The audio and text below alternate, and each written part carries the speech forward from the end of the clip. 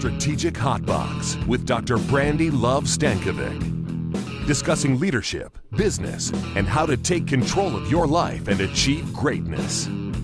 From the streets of Las Vegas, energized, informed, and never diluted. It's time to kick some ass.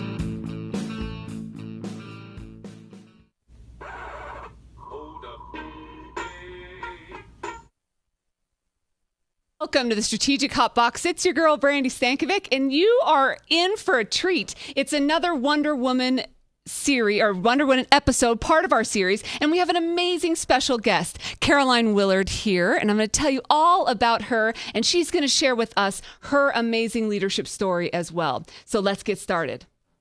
As you know, this Wonder Woman series is all about, we recognize a need to give women the tools that they could utilize in their jobs. Not only just women, but those who work with women. So these episodes are relevant for men, women, anybody that works in leadership, but we are going to focus on the needs of women in leadership. And we want to give those special little tips or those special stories of those that are out there making something happen in their roles. And you might say, why women in leadership? And for those that have caught the other episodes in our series, or Wonder Woman series, then you know that women are a big part of business. They're the U.S. Department of Labor says that women are about 50%, 47% of those in business, but really only hold about 5% of CEO positions in the S&P 500. Specifically in credit unions, I just heard recently in the last little bit, Jim Nussel from CUNA was sharing that women make up about 50% of CEO positions, but as the organizations and credit unions get larger and larger, that number shrinks all the way down to about 14%. And that's something that we want to change. We want to change it together. As always, we have 3 segments in our episodes. We've got the Learn, the Love, and the KickAss. In the Learn, we're going to highlight some real life challenges. Today, we're going to talk about breaking the glass ceiling and Caroline's relationship with that and her thoughts on that and what really the glass ceiling is and why we should even be talking about it in the first place. In the Love section, we're going to connect you with Caroline and her leadership journey. And finally, in the Kick-Ass, we're going to give you some strategies that you need to succeed. And so if you're a woman in leadership, these are going to be tangible tools to make a difference. And if you're a man in leadership and you have women on your team, use these strategies. I promise you it'll make your life a little easier. But of course, we couldn't do it without the support of some business partners. We have Frank Diekman, who I brainstormed with to create this Wonder Woman series and get this special edition here for you. And we also have Shauna Richardson from SARE Technology, who's committed to serving women all over the world. So Wonder Woman breaking the glass ceiling. Why would we want to use our Wonder Woman power to do just that? So the glass ceiling in general is an unofficially acknowledged barrier. That's kind of the technical piece of that to advancement in a profession, especially affecting women and members of minorities. So it's this invisible barrier where women can't or other minorities can't progress beyond that barrier. And so how is it that we can break through it? In other episodes, I've shared with you that the young women that I lead at the College of Southern Nevada will go, well, what is the glass ceiling? That means nothing to me, which is good and bad. And it's good because the fact that we have progressed with women in leadership and the fact that it isn't visible, it isn't something that's top of mind for them. It's bad because they aren't working hard to change it and really working hard to make a difference and to change those statistics and numbers that I was sharing with you. I want to highlight a case study. Some of you that are listening probably have heard of this case study. I originally was exposed to it in the book Lean In by Sheryl Sandberg, but it's a case study of Heidi Rosen, who was a successful venture capitalist, and Columbia Business School, a professor decided they basically took the case study and her story, and then half of the class got the story with her name on it, Heidi, and the other half got the exact story, exact statistics, everything on it was the same, except they changed the name from Heidi to Howard. And so then they surveyed the students and asked them about the mood of the case study and what they would do different. The class rated both Heidi and Howard, so both sides, equally competent, which is a good thing considering they had the same degrees, everything was the same. But they did not like Heidi. And that's interesting. She had significantly less likability and they considered her more selfish.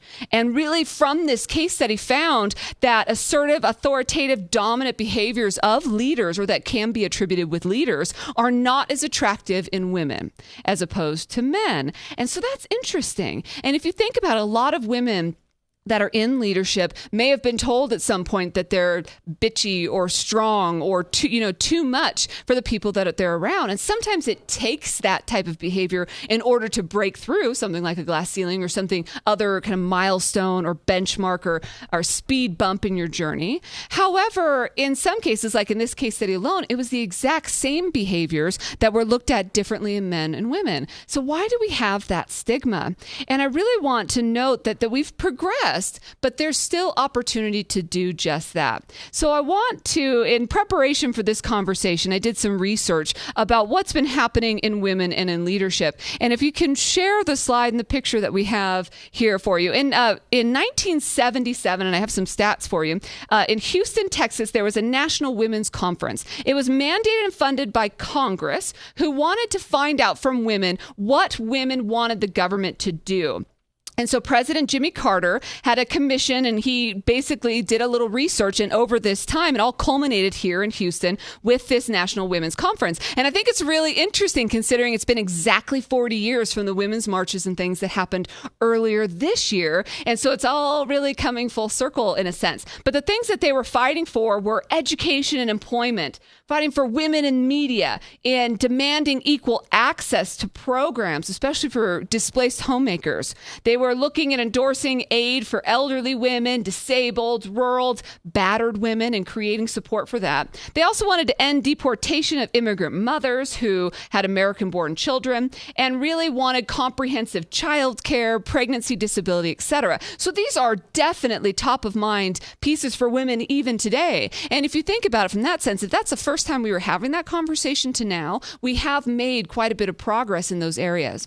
Well, one of the other things that I discovered in my research of this that occurred in 1977 was recommendations for women leaders in that time, what women leaders should be doing to make a difference. And I wanted to share those with you today. So the first is hard work is not enough. And I say that to you, I think, on every episode. It's true for women leaders. It's true for men leaders, all leaders, that being a hard worker isn't enough. You have to keep your eye on the prize. You got to focus on your results and know what you want to do in order to make that impact or difference.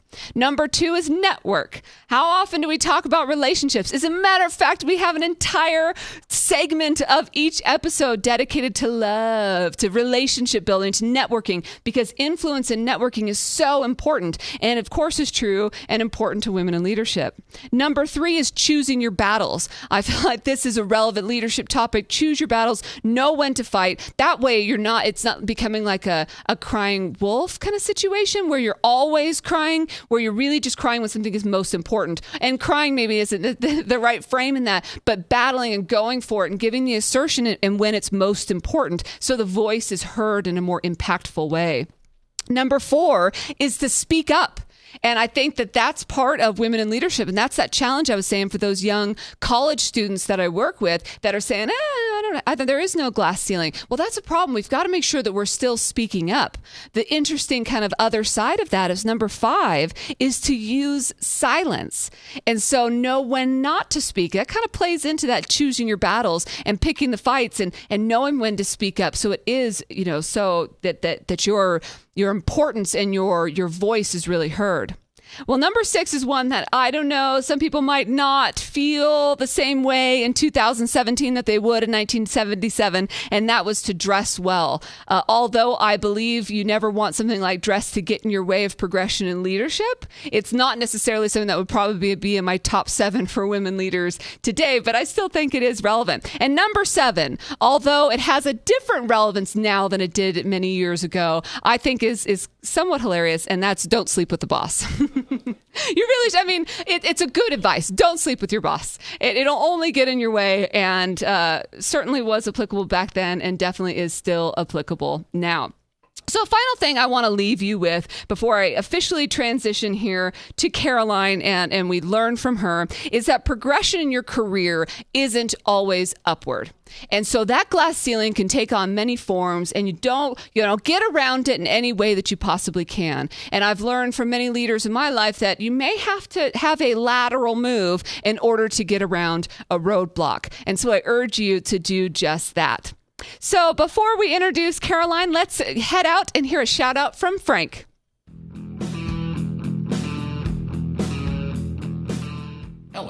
am Frank J. Diekman with SeeYouToday.info, and we are delighted to partner in this Wonder Women initiative. Many women do indeed wonder during their careers what they can do to both contribute to credit unions and develop a career path that allows them to achieve their goals. We are looking forward to this partnership and providing some direction to both of those issues. Thank you. Thank you again to Frank for having the energy and passion for this important initiative. So now I'd like to formally introduce Caroline Willard. She's the president and CEO of Cornerstone Credit Union League. You have your bachelor's in communication from California State University, Fullerton, an MBA from, go Pepperdine, from Pepperdine University, a CU Times Women to Watch from October 2012. You're a Q's CEO Institute grad, as well as a Q's past chairman. You also are very involved in a lot of philanthropic efforts, from women in leadership to also the fundraiser for an annual walk to defeat ALS. So that's pretty amazing as well. So welcome, Caroline. How are you? I'm doing great. I'm so excited to be here. I've always wanted to do this with you. Yay! All right. So then I better not screw it up for us. So tell us about your journey in leadership. I had to think about this a little bit in preparation for today. And I thought, what was the first time I really felt like a leader? And I remembered back to the first time I hired someone, first time I extended a job offer to someone. And it was I was a brand new graduate, and I had to hire someone to help me with fundraising. I was a fundraiser for the American Heart Association, which was really, really a tough job. And so I needed an assistant. And I remember extending that offer of employment, and I got choked up. Like emotional? I got emotional. Oh, wow. My voice actually cracked as I made this offer. And it was, it's such a small thing in terms of, that person probably only worked with us for less than a year because it was a stepping stone to something else. But for me, it was the first time I realized that, wow, I'm shaping part, maybe a small part, but shaping part of someone's career. Oh, I love that. Yeah. And so I've thought about a lot and, through the years, and I've taken on bigger and bigger teams. And, now I'm a first time CEO, and it's kind of cool to be thinking about. It all started with that. It all started with the realization that I could have a hand in helping someone out and giving them a chance. Right. And that's been very, very exciting. And I've built on it along the way, of course. I mean, we all have resumes. But I think the more interesting thing is that human realization that, wow, this is a big moment for both of us. I love that you brought it to the feeling of leadership. Yeah. Because that's half of the battle. I mean, there's titles in leadership and there's roles of whatever. But in fact, it really is a feeling of leading people. Oh, for sure. And, that's one of the things. I know we're going to get around. We're going to talk about coaching and mentoring and that kind of thing. And for too long, I thought that as long as I had really good technical skills and, to your point earlier, as long as I worked really, really, really hard, that I was going to succeed. And, I learned a lot from Jim Likens. I don't know if you know Dr. Likens in California, recently retired. Western Kingdom Management School. Thank you. I'm trying to remember his title. But he talks about leading with head and heart. Right. Okay. And I was way too much in my head for a long time. And I think when leadership really became real for me was when I learned more how to lead with my heart. Oh, that's really great. So what pressures or challenges and hurdles, speaking of that, have you overcome? Well, I know that when I graduated, I had carefully avoided anything in my undergrad degree that looked quantitative in nature. If it was math, I ran in the other direction. Right. And so I got out there, and here I am. I'm trying to do marketing, fundraising and marketing. And you have to be a pretty good statistician to be a good marketer. Yeah. And I found out pretty fast that I was ill-equipped. I did not have the quantitative skills that I really needed. And so, here I am talking about head and heart. I didn't have a piece of that technical knowledge that I really needed. And so worked for a few years, and I said, this is ridiculous. I am not prepared to be the kind of professional that I want to be. So I went back and got an MBA at night. Smart. And that's been sort of a recurring theme in my career is I've spotted a gap, and then I've gone and very deliberately filled it in. So, went and got and I know you know this because you've gone through this, went and got an advanced degree at night, an MBA at night. It almost killed me, really. And it was tough on my marriage at the time and everything, but it was worth it because I emerged from that feeling so much more confident as a professional. I love that you say that you spot a gap. So you've done a lot of personal assessment along the way to say what's missing and that type of thing. Yeah, and I'm lucky to have worked for some people who weren't afraid to give me a really long leash. I worked for Stan Holland, and I know that one of the things he did really deliberately is he saw that I wasn't quite technical enough in my role at Co-op, and so he let me take on product development, which was in order to build it. Scary, because I needed to have really good technical skills, and I had to get up to speed incredibly fast, and it was daunting. It was one of the toughest jobs I've ever done, and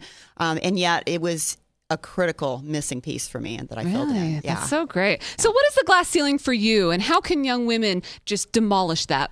Well, I love it that the girls that you're working with, that they seem to not even understand what it is. I think they'll get a little bit of an awakening once they're out in the workplace. It's true. And I wish we didn't have to talk about this in 2017, but it is a reality still. And I've sort of deliberately engineered my way around it. It's going to sound a little Machiavellian when I say this.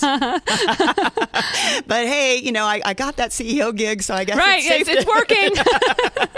It's safe to reveal my secrets now. But, in addition to going back and getting that degree and taking on more technical roles, I did stuff like I learned to golf. Yes, right. I knew that was one way to kind of bust into that old boy network. And you're good at it too. Well, thanks. I'm a pretty terrible golfer, actually, but I have great wardrobe for it, right? Hey, amen to that. So, I look the part. And actually, you mentioned dress earlier, and I know that I remember my mom wearing her floppy bow tie blouses in the 70s because she wanted to dress for success, and that was such a thing. And, but I always have been really careful about my dress. Sure. I want to dress for the job I want, not the job I have. Oh, and smart. I actually do. I think that there's still something to that. And when people don't put enough care into it, it's almost a sign of disrespect, that you're not taking things seriously enough. Yeah. So it's a serious, and business is a serious thing. It is, absolutely. Yeah. So the glass ceiling, how did you break through it, or what are the steps that you've taken? I did, again, Machiavellian. I did some things like, for example, when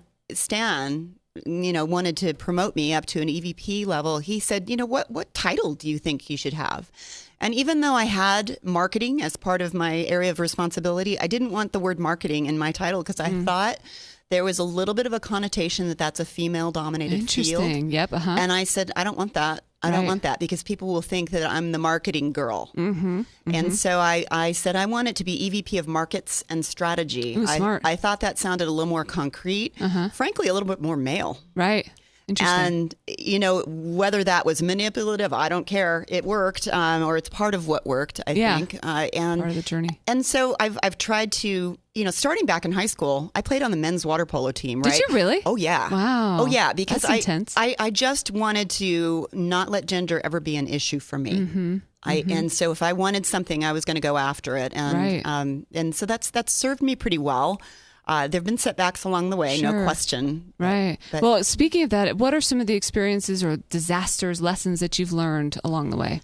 Yeah, in thinking about that, I really sat down. I thought disasters, and I have had a few really personal examples. I had a sister die very, very young at 43. Sorry. My older sister, and one of the things this story that just resonates with me is about 2 months before she passed away, she gave me a book, and it was called Americans in Paris. And it was about Americans traveling to Paris and enjoying it. And she inscribed the flyleaf with, I hope someday you and I get to go to Paris together. Oh my gosh. And of course she passed away a few months later. And I remember opening that book and just sobbing, when I found it after she was gone. And I thought something clicked that day for me. And I said, I'm not going to leave anything undone. Oh, she never, love that. I'm going to get choked up thinking about it. Too. Me too. Great. Yeah. But she never got to go to Europe. And I thought, you know what? No, that is not, if I'm going to assume every day is my last, I'm going to seize every opportunity. Yeah. So I set about going on a personal quest to see all 50 states. Good for you. By the time I hit 50, I wanted to do that. And I have this really, really long bucket list because I have tangible proof that life can end too soon. Absolutely. Yeah. Thank you for sharing that. And what a great way to come out of a tragedy and have a positive impact on yourself and other people that you're around. Yeah, for sure. I mean, I think that people know that, and I about me, and I've done that mental exercise where you think about what would people say in my eulogy, right? And I want to be able to have people say, "Oh my gosh, she took life by the horns," yes. and never said I should. I hate the words I should. Absolutely. If I feel like I want to do something, I'm going to go do it. Do it. Yeah. That's smart. Yeah. So what is a action item or a takeaway? What can young women or any women in leadership, or even those who work with women, start doing differently? Well, I think that we have to manage our own careers. And, a lot of people, to your point earlier, they think that if they work hard, it will be enough. And we have to be deliberate. We have to craft our own path. We have to ask for what we want. Yeah, I love that. And I don't think women do as good a job of that. I mean, I was reading there was a Pew study that I was reading in preparation for today, and it talked about the wage gap in particular. And it wasn't so much that women are just on the whole paid less. It's oftentimes that they don't ask for the raise the way that a man would. And so I think asking for what you want. And if that means filling in a gap in your career or asking for your education to be paid for so that you can feel more confident, we've got to do that. Yeah. No one will manage your career the way that you manage your career. Yep. And I feel really strongly about that. The folks that I mentor, especially the younger women, that's the first thing I tell them. To ask. I love that. That should even be one of my KickAss takeaways for today, asking that question. I mean, even just in your title example and story that you gave, if you hadn't have asked, it just would have been what it was. Right. And I didn't want something being anointed upon me or conferred upon me. I wanted to craft my own brand. Yeah. And I am very careful about that, and there's language that I choose. I work really hard on executive presence. If I've got a speaking engagement, I am going to prepare because I want my brand to be very carefully managed. And, not in an artificial way. I am who I am. Absolutely. But I want that best version of myself to always be what I put forward. Well, and also one of the things that in asking, in creating, in being present and active in your own brand and career and job, you're also kind of knowing what you want. Because I feel like in order to ask, you have to know. And so many people sit around like, I don't know, I'm just riding it out for the next few years. And what a waste of the next few years. Life is far too short. To my earlier point, it's just far too short. And, I have another example as well. I know that one of the things that women can be perceived as not as good at is deal making, negotiation, and just kind of crafting the art of the deal. And so that was another thing I asked for in a past role. Is I said I want to be in charge of mergers and acquisitions, and I did it. I wasn't in charge, actually. Let me be clear. I was working very closely at someone's elbow, but that filled out part of my hand and kind of gave me some of those skills that maybe women aren't perceived to have. Right. And so even if I already had them, I wanted it on my resume so that people would say, okay, yeah, she's got that piece. Done. Yeah. Right. And what would be a skill that comes in merger and acquisition negotiation? Well, it's that push and pull. It's that, here we're going to put an offer in front of you, you're going to counter, and we're going to keep working toward the middle. Okay, it's like a dance in a sense. It is a dance, and I think that women bring something special to that. Women really care about the relationship. They don't want to jeopardize the relationship in the process of making the deal. Yes. And so I think in some ways that makes us better deal makers if we follow all the other, tips and tricks of negotiation as well. It's not all about relationships. You've got to be really strong. You got to know what you want. Again, ask. Yes. All of those pieces. Do you remember back to the Q's CEO? Because we went through a portion of that class together. And when we went through it, we had the negotiation exercise. Do you remember that? Oh, I do. There's a good friend out in Credit Land that I was in his team, and I was a really tough negotiator that day. I don't know. It was outside. I mean, I'm sure you can't imagine it being part of my personality. Oh, no. But I You're was so shy. really tough with him. And it's become like part of our relationship now, going through that process, even though it was a simulation. Right. Here it has made us closer in relationship after the fact. Right. So I imagine any of that in actual kind of acquisition and negotiation, that you are building a relationship. It is a dance. It is a give and take. It's funny you'd bring that up. I was just thinking about that exercise the other day, and I was thinking about Ken Darling. Oh, yes. And he shout out to Ken if you're watching this.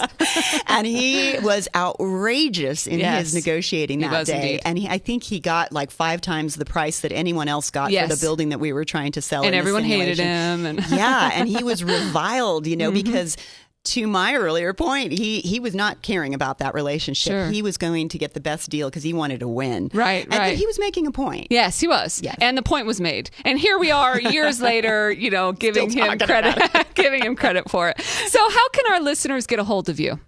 I'm certainly active on LinkedIn, and so that's the easiest way. You can also reach me at Willard at cornerstoneleague.coop. I'm still memorizing it. It's about 25 letters long. Well, thank you very much. Thank you for being here and sharing your leadership journey. I think that you have certainly broken through your own glass ceiling, but also inspired and mentored others along the way. So I appreciate your role in this industry, and thank you for being here. Thank you. Let's head out and hear from Shauna. Hi, this is Shauna Richardson. I'm CEO at Ceratech. One of our company's core tenets is to support and empower women through responsible credit services and education. I've worked with organizations all over the world to help create awareness about the importance of having access to fairly priced credit. I want women and their families to be able to fund their dreams, so I'm really, really excited about this Wonder Woman series. And with that, you are listening to the Strategic Hotbox with Brandi Stankovic.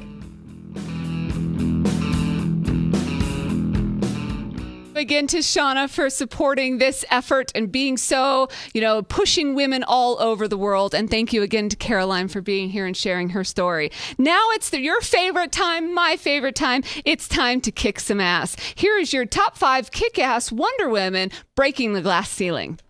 Number 1, keep your eye on the prize. Know what you want. Focus on those results. I think we can take this to the next level in adding what Caroline shared, and that's ask. So not only know what you want and focus on that, but ask for it as well. Be present and take the initiative in your own leadership journey. Number 2, network. It's all about relationships, whether it's through merger, acquisition, negotiation, whether it's just through influence and building in a career or knowing about lateral moves, anything it takes to get out there and have your presence known. Number 3, choose your battles. Know when to speak up, know when to use silence, know when to really give it all you got and go after it, and choose the battles that you want to make the greatest impact. Number 4, progress in all directions. So Caroline shared about doing some self-assessment and see where those gaps are, things that can keep you from getting to the next level. Know if you have an opportunity. She was really great in sharing some vulnerabilities back in her career of saying, hey, math wasn't where I needed to be, so I went back and made it that way. Negotiation could use some next level, and so she went back and got the skills that she needed there. And that's important, to progress in all ways. If you know the where you want to be and how you want to go after it, then know those places in your life that could use a little bit more support or a little bit more skill. And number 5, don't sleep with the boss. I just think that as we're progressing with women in leadership, it really does. Just don't do it. It's not going to help you in the long run. That's your top 5 kick-ass. So thank you again to Caroline. Thank you to both Frank and Shauna for supporting this effort. Thank you to all of you for listening to us here with the Wonder Woman series. We'd love to hear from you on other topics you'd like us to tackle in the Strategic Hotbox. You can also share your thoughts with us on Twitter at Brandi Luv, that's BrandiLuv, or Instagram at Strategic Hotbox. Or you can email us, of course, at podcast@strategichotbox.com for ongoing access to me or executive coaching tools, leadership development, worksheets, books, and a network of people that are making shit happen. Visit strategichotbox.com. Until next time, get out there and kick some ass.